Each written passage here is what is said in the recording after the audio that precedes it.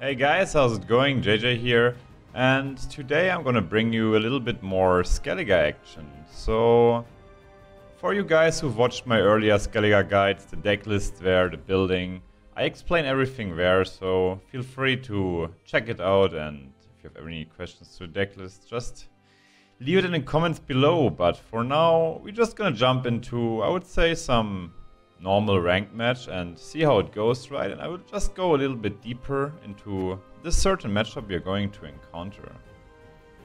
So yeah, let's just get started. It's just a typical ranked game, and the deck list pretty much I explained already in earlier videos. So let's just see who we get, if it's a good matchup or a bad one. There will be no negotiation. So this is Eifne. You're gonna encounter this list quite sometimes on ladder these days. It's the Scorch heavy list. So what is very important with this deck list here is the mulligan. So what you want to be doing is get rid of the dead cards in the start. Like, let's say for example a Priestess of Freya is very strong in the end game, but in the early game not so. And same goes with the Demon Corsair. So what you want to be doing here is you want to mulligan the Corsair first, because you get some blacklist as well in. And what you want to do as well, I think you want to get rid of one ship as well, because we already have 2 pirate captains and probably another priestess. So it's pretty sweet as he's going first. Everything all right? Always keep in mind your hero power is gonna pull Jenga with this deck list. If Jenga in the hand, you pull a Greatsword, which is also pretty sweet. So he's just going to start through here. And now we go over the opener. I think if you have the Jenga in the hand, you most of the times want to start with the hero power into a Greatsword. But I explained earlier already, because you want to get the Greatsword growing, and especially in a matchup like against Skellige, for example, you just want to have a very big Greatsword, because they have no graveyard hate. And so we just want to get going here. For Skellige's glory! Keep in mind the Skjold pulling you the Spy or the Harald Hounds now. Sometimes you can do like crazy chains with the him and Skjold into Spy. Which is pretty sweet. So what we want to be doing here is damage the Greatsword as early as we can. And don't use the hand from the ship from the hand. Just use the hand from the deck. So you cycle that out. Like, it's one of the strengths of the deck, that you can actually cycle like this. You know, I know that I make myself vulnerable to Scorch here, but it's only 18 stats. And against Skellige, the Scorch normally plays for more. So I don't really care for that. Just be careful that you play around bigger Scorches in the end game. Especially while going second, you can afford to be a little bit more, how you say, greedy maybe, or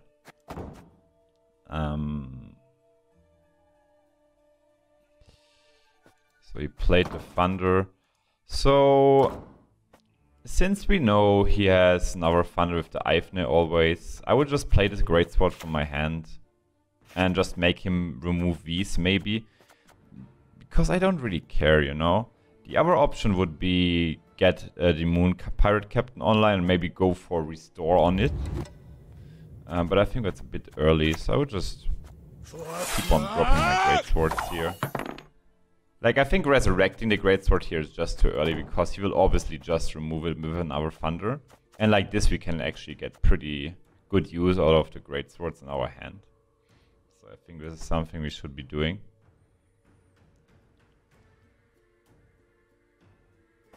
So of course you can hero power and remove this as well. We drop another one. It's not too good use of the hero power, but I don't want to be wasting Freyas here. The Freyas are actually pretty key.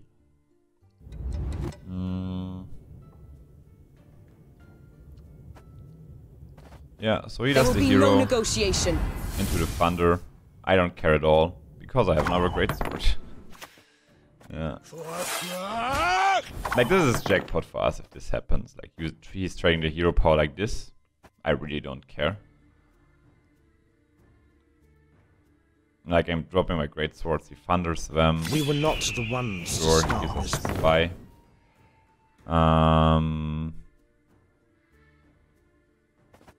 This is gonna hurt that. Now we could in fact resurrect one greatsword. I don't really know how good it is.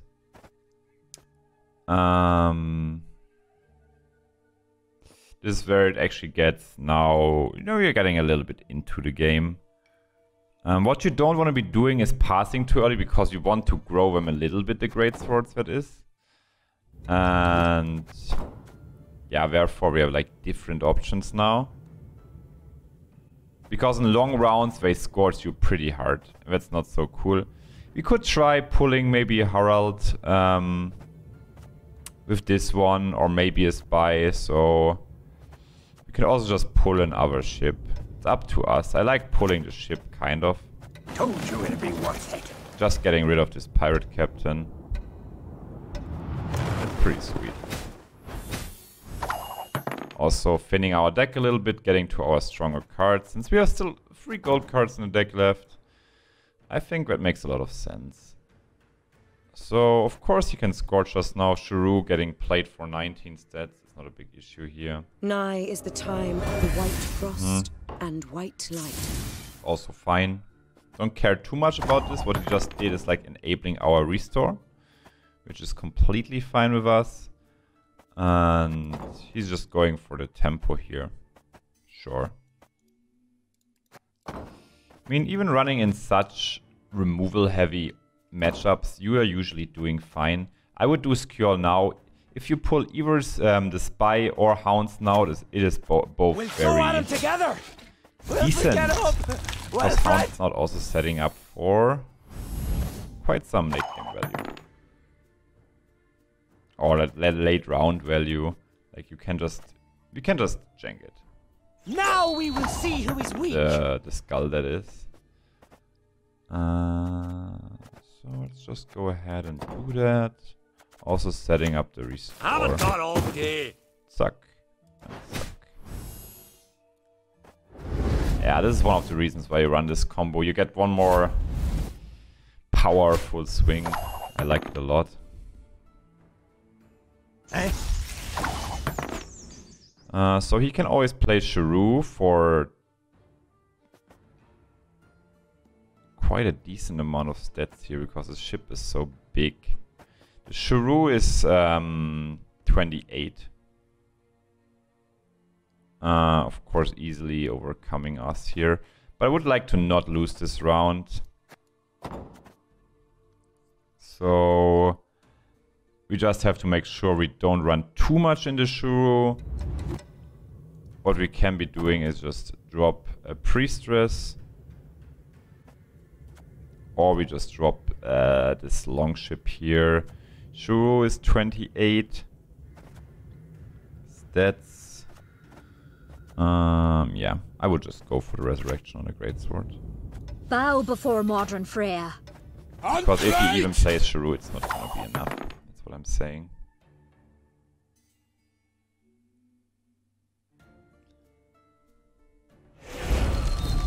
Sure.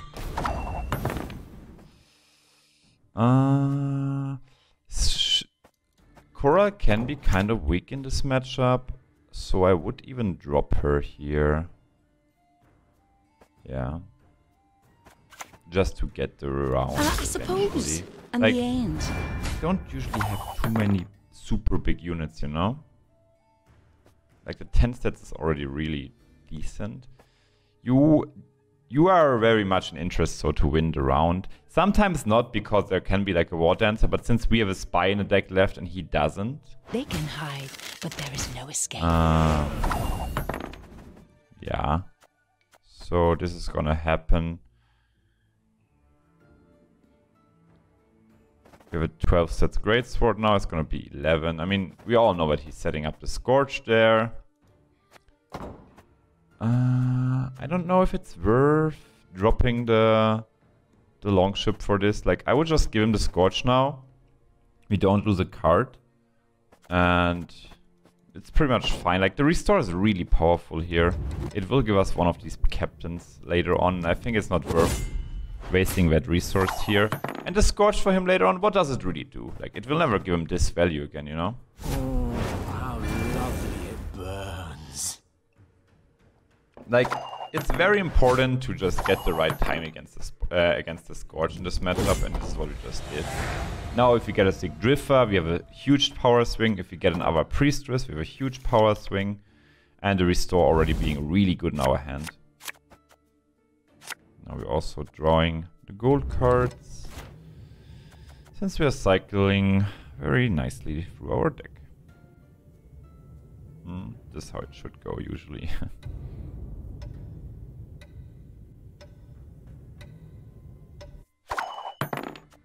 So usually he should just dry pass. We can cycle the Heimei here. Pretty sweet, pretty sweet. And now we just want to see a Sigdrifa, a Freya, just the late game pumpers we got, you know. This is gonna give us a ship. We have 2 ships in the graveyard, or actually just 1. So I would opt in of just mulliganing this, pulling us the Spy. It's rather bad, especially in the late round. But we can play it here. We have to play it here, basically. It's like not much of an option. You only live once! Yeah. Like the Spy, you really want to normally get rid of it in the earlier rounds, but we didn't have the option to do so. So I shall not fail! So this has to give us a silver minion from his deck then. It's not the optimal case, so I will just go ahead and resurrect the ship here. Just getting the value in here, and the wild boar is probably getting dropped there. It's kind of sad that we didn't hit either Sigdrifa or Freya, because we had this Greatsword in the graveyard, but this is just how it is sometimes. Like, it's just variance. But it's important to set up these turns. I wonder if this him is even give us a decent silver card there. The Spy is just negative value there. Maybe he has like a blank Scorch in the hand. You shall taste that of would your be own optimal medicine. case, of course. But he just mulliganed that, I think, yeah.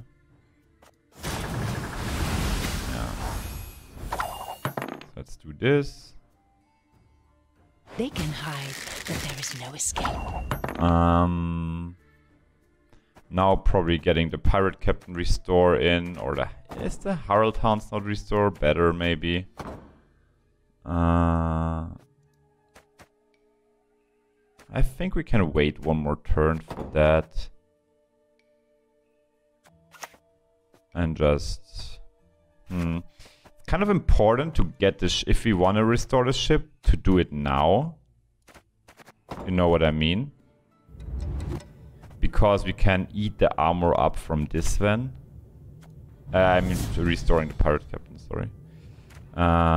We can also get this one here. And we have a ship in the deck, so this is going to pull us this. Because it gives us 2 extra stats doing it like this.